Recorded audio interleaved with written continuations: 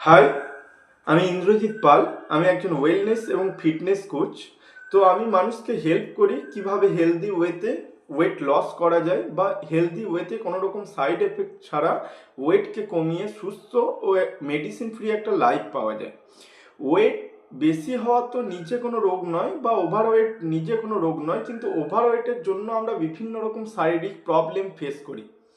তো ওভারওয়েট যদি আপনার 10 কেজি বেশি রয়েছে, আপনার ওয়েট যদি 10 কেজি বেশি রয়েছে বা ওভারওয়েট 10 কেজি রয়েছে, তো তার জন্য বহু রকম প্রবলেম আপনি ফেস করতে পারেন। তার মধ্যে সবথেকে ভাইটাল এবং সবথেকে গুরুত্বপূর্ণ যেগুলো, গ্যাস অম্বলের সমস্যা, ফ্যাটি লিভারের প্রবলেম, জয়েন্ট রিলেটেড প্রবলেম মানে ব্যথা যন্ত্রণার প্রবলেম আপনি ফেস করতে পারেন, সুগার, প্রেসার, কোলেস্ট্রল লেভেল বেড়ে যাওয়া, হার্ট রিলেটেড প্রবলেম, এরকম অসংখ্য প্রবলেম, ঘুমের প্রবলেম, এরকম অসংখ্য প্রবলেম আপনার মধ্যে চলে আসতে পারে শুধুমাত্র ওয়েট বেশি থাকার জন্য।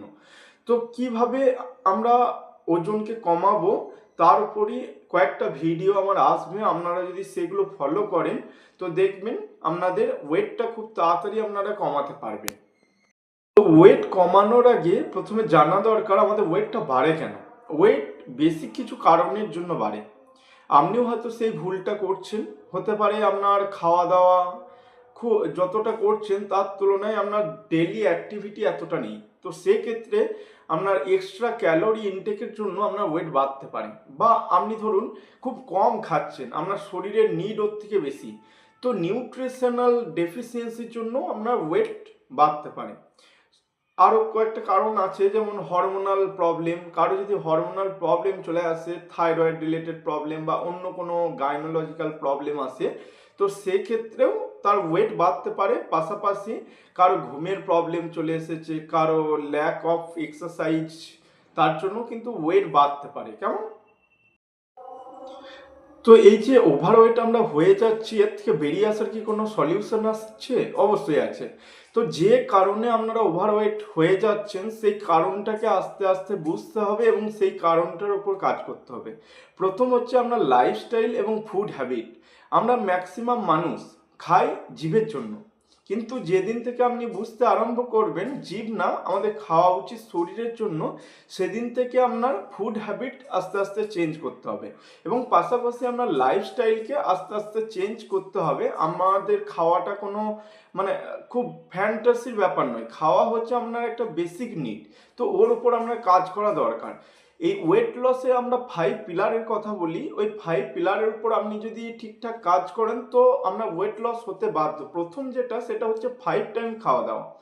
আপনাকে 5 টাইম খাওয়া দাওয়া করতে হবে, তার মধ্যে 3টে মিল থাকবে, একটা সকালে, একটা দুপুরে, একটা রাতে, আর 2টো স্ন্যাক্স। সেটা সকাল আর দুপুরের মাঝে আর দুপুর আর রাতের মাঝে আপনি নিতে পারেন। আর এরপরে যেটা সব থেকে ইম্পর্টেন্ট, টাইমিং। আপনি হয়তো সব কিছু 5 টাইম খাওয়া দাওয়া করছেন কিন্তু টাইমিং মেনটেন করছেন না।